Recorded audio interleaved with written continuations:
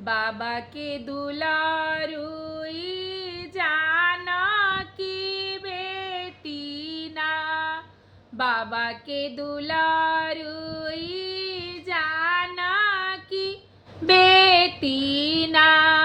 अरे माई बाबा दिहले डालवा बिनाई त फुलवा लोढ़न जाई है बेटी ना।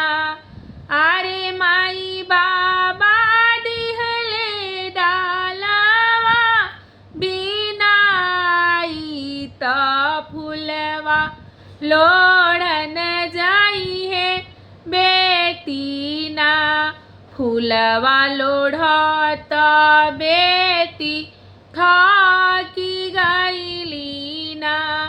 अरे माई सूते बेटी से जिया डसाई तो ओही बनवा भीतर ना। अरे माई सूते बेटी आचारा डसाई तो ओही बनवा भीतर ना। घोड़वा चढ़ला आइले रामचंद्र राजाना। अरे माई के करहाऊ आलारी से दुलारी ताके हो तोहरो कांत हुए ना।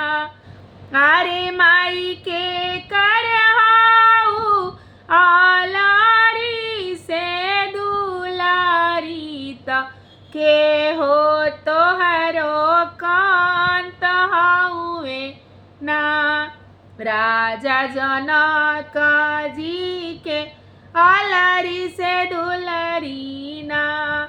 अरे माई राम जी के धनिया हम तबानी त राम हमरो कांत हुए ना।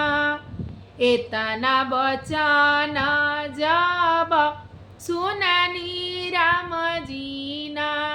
अरे माई धइली हनी दही नहीं बहिया त चल शुभवा हमरा देसे ना। अरे माई धइनी राम जानकी दाहिन बाहत चल शुभवा हमरा देसे ना। कैसे के चली राम जी रउरे संगवाना।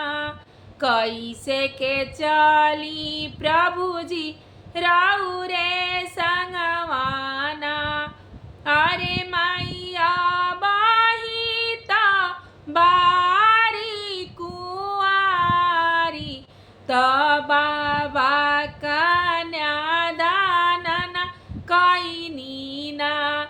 अरे माई जाबे बाबा दियवा संकल्पी है तबे हम सतवा में चलबो ना। अरे प्रभु जी चिटुकी ना सिंदूरा मांग सवारबी तबे हम संगवा चलबो ना। श्वेता सिंह का आप लोग को बहुत बहुत प्रणाम। आशा है कि आप लोग को यह बेटी विवाह का गाना ज़रूर पसंद आएगा। कृपया लाइक करिए, शेयर करिए और सब्सक्राइब करिए और कमेंट करके ज़रूर बताइए कि यह गाना कैसा लगा आप लोगों को। बहुत बहुत धन्यवाद।